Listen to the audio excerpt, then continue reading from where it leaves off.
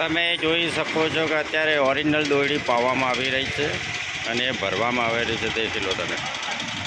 તમારે ઓરિજિનલ દોરી જોતી હોય તો એક્ઝેક્ટ સંતોષ મોબાઈલની સામે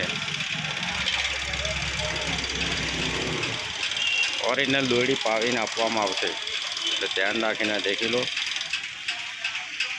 તેમજ ઓરિજિનલ ફિરકા તૈયાર કરીને આપવામાં આવશે, એટલે તમારે દેખી લો.